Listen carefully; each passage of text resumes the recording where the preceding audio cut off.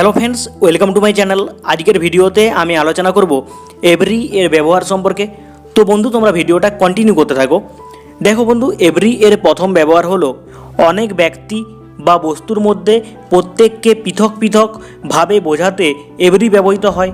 অর্থাৎ বন্ধু, অনেক ব্যক্তি বা বস্তুর মধ্যে প্রত্যেককে আলাদা আলাদাভাবে বোঝাতে আমরা এভরিকে ব্যবহার করব। তো চলো বন্ধু, আমরা উদাহরণের সাহায্যে ডিটেলসে ক্লিয়ার করে নিই। দেখো বন্ধু, আমি এই স্কুলের প্রত্যেক ছাত্রকে জানি। তো বন্ধু, একে ইংলিশে অনুবাদ করলে হবে I know every student in this school. তো চলো বন্ধু, নেক্সট এক্সাম্পলে যাওয়া যাক। প্রত্যেক ছাত্রকে একটা বই দেওয়া হবে। তো বন্ধু, একে ইংলিশে অনুবাদ করলে হবে every student is given a বুক। চলো বন্ধু, নেক্সট সেন্টেন্সে যাওয়া যাক। আমি এই অফিসের প্রত্যেক কর্মীকে জানি। তো বন্ধু, একে ইংলিশে অনুবাদ করলে হবে I know every employee in this office. তো চলো বন্ধু, এভরি এর দ্বিতীয় ব্যবহার জেনে নিই। তো বন্ধু, তোমরা ভিডিওটা কন্টিনিউ করতে থাকো। দেখো বন্ধু, কোনো কাজ প্রতিদিন হয় বোঝাতে এভরি ব্যবহৃত হয়। অর্থাৎ বন্ধু, কোনো কাজ প্রতিদিন হয় বোঝালে এভরিকে ব্যবহার করব।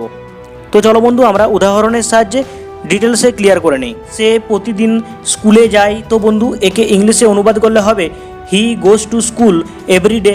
তারা প্রতিদিন এখানে আসে। তো বন্ধু, একে ইংলিশে অনুবাদ করলে হবে দে কাম হিয়ার এভরি ডে।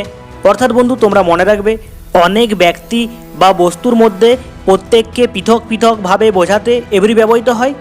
ঠিক একইভাবে বন্ধু, কোনো কাজ প্রতিদিন হয় বোঝাতে এভরি ব্যবহৃত হয়। তো বন্ধু, এই এভরি দিয়ে একটা সেন্টেন্স তৈরি করে আমাকে কমেন্ট করো। তো আশা করি তোমরা বুঝতে পেরেছো। আর তোমাদের যদি কোনো সমস্যা হয় তো তোমরা আমাকে কমেন্ট করো, আমি চেষ্টা করব তোমাদের ওই সমস্যা দূর করার।